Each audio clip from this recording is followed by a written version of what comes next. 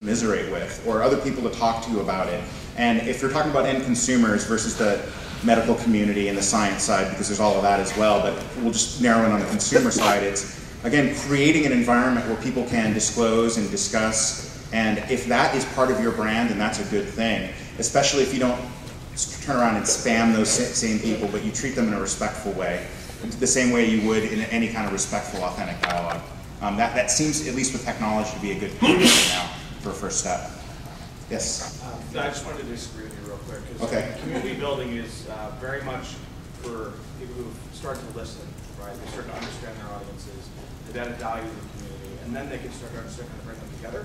So I think the answer I would have for that question is just have them listen, right? So give them a good buzz monitor tool, or set them up with a Google alert, or filter box or something, and they'll start to see, oh, okay, I get it. What if we did this, right? Then there's those what if kind of curious questions. You say, well, if we did that, that would be a good thing, or we shouldn't do that. So that's the way to do it. So you're saying, like, in the process of building a community, the precursor would be to just start to inform people? People are complete newbies, especially big brands who are sort of stoic. They need just to listen. They just need to look and see what's being said out there, understand how communities talk, and then you can start building a community and helping add value to that place. I wouldn't start with building a community. Okay.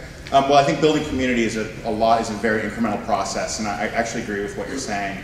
I think the big question there is, how do you give people an incentive to listen to, for example, a big pharma brand where they're so skeptical, the bar is so high already that almost anything that comes out under that aegis is going to be really hard for that to cut through. So it seems like it does need some kind of disruptive, radical intervention, and maybe what you're talking about would be headed in that way. Go ahead. Yeah, no, I just kind of building on that. I think that's right for that kind of brand, certainly. Maybe what you just said, some kind of disruptive. You sort of have to prove to them this conversation is already going on. Like you said a few minutes ago. You need to. That would convince them maybe to start waiting and participating. And that's without you, right? And I guess that's where I was going, and maybe going a step further than just a whisper campaign, but actually an invitation to participate in the dialogue. Like, hey, I'm going to go talk to those guys in Tehran. Hey, I'm going to go talk to my actual big pharma consumers. But certainly putting a flag in the ground saying, hey, here's your community. Go ahead, talk. Go for it. That wouldn't work. You'd have to have some real incentive, and it probably is a disruptive incentive to invite them into the room for a real conversation. Those are great points, though. Hi. Hi. Do you have any recommendations for harvesting a lot of that interactive dialogue with customers, like through forums and blogs? As a researcher, I'm curious if there are certain tools besides just generic tag clouds. Yeah, I think you need to be really careful in the way that you do that, because as soon as people, the Facebook example was a great one, as soon as people feel like their information is being crawled or used for nefarious targeting purposes, they tend to run away from those communities. A good example of success in that area that's still, Google's such a successful brand that we use it as a verb.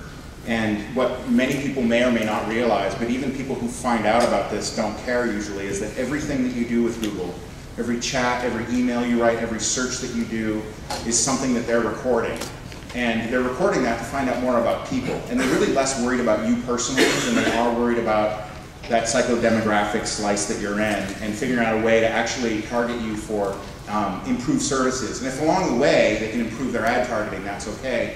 And most of us will consent to that kind of contract. And so if we crawl this information, we can have a big discussion about inverse term frequency or whatever the hell else. But if you look at the corpus of information and you use that, and there's lots of different ways to slice it and analyze it, but if you use that and you analyze it in a more of a global way than in a personal way, then people are usually willing to participate and keep that pump of information going.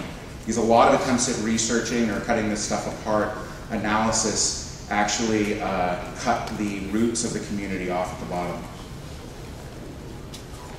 Do you think a lot of the problem is that in the example of Apple about how interactivity is baked into everything that they do, and the McDonald's example is really telling, because I think from a branding perspective, a lot of the problem that we have is that we're, interactivity is something that in the way that the service or the product is built, it's not thought about, and then when it comes to the marketing and branding so far over here Right. that it's something that the idea of what a brand should be and how interactivity and how a brand should behave is so far away from whether it be MPD or anything that's built in. I mean, do you think that the reason Apple is so successful is because it all comes together in the middle, whereas something like McDonald's, how customer service and how marketing just sit completely separately?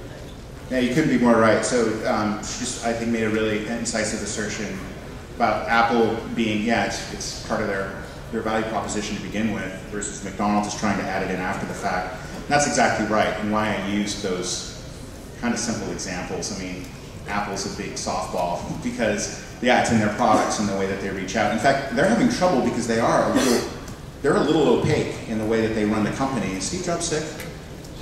Right now? I don't. They are a little bit opaque, but in terms of their products, interactive is baked in. It's baked into their DNA. McDonald's, while it's baked into their business, is still trying to market themselves, and they're all over the map. The pendulum swinging back and forth. Here's their website. They dropped a community on us. We're going to talk about bad hamburgers, or we don't buy it because we're skeptical. It's not transparent. It seems like it's tacked on after the fact, and therefore it fails. That's a great point. In the back. I had a question about the sheer terror of a lot of brands out there that get into this interactive discussion. I mean, you said earlier, they're scared to have these negative things on the website or whatever. And I think everyone here can agree that they do have to get into that conversation and sort of preach to the choir thing. The problem is I run into, every time I go to a brand and we have this discussion, that terror level is so high. What's your thoughts on sort of breaking down that barrier, guys? You have to get this conversation. Well, it depends on the client, because the client, I mean, it's like an intervention almost, right? I don't have a problem. I can quit this anytime. No, you do. And so, depending on the client, so for one client I went to, we brought up PayPalSucks.com. The client was PayPal. They figured out pretty quickly, and they knew that these sites were out there, and there's a number of them. We just show them where the dialogue is going on. And if it's a big brand, typically you can find that all over the place. So if you show them real examples, and you say, look, this is dialogue that's taking place. This can be good, bad, or ugly for you. But the truth is, it's always good for you if the things they're talking about are, if they're saying, oh yeah, well, you test pharmaceuticals on, baby rabbits or something, and it's really inhumane. Are you doing that? Well, if you are, then you may need to change your business operations. And that's what they're really scared of. What they're really scared of is something that's going to affect their bottom line. And so what you have to get into a dialogue with them about is how being an authentic, capable brand, interactive brand, and changing their operations actually can affect their bottom line in a better way. Because every business person out there, and this is getting beyond the marketing level or mid-level marketing, because they are trapped in fear, but if you get into the boardroom and you show them the way their brand could go and what the opportunity cost of behaving via the old rules is, they pretty quickly have an incentive to change, and they're pretty quickly willing to examine, if not desperate to examine, a new way of doing things. So you take that deep, profound fear and you trap that energy into something that's deep, profound energy into doing something better, which is not just better, it's more successful as well. Yeah. Yeah. To your point, exactly interesting about, do you think it's going to be enough, like calling people out and digital technologies enabling us to find out what brands are really doing, what companies are really doing, calling them out on their bullshit ultimately? Is that going to be enough of a driving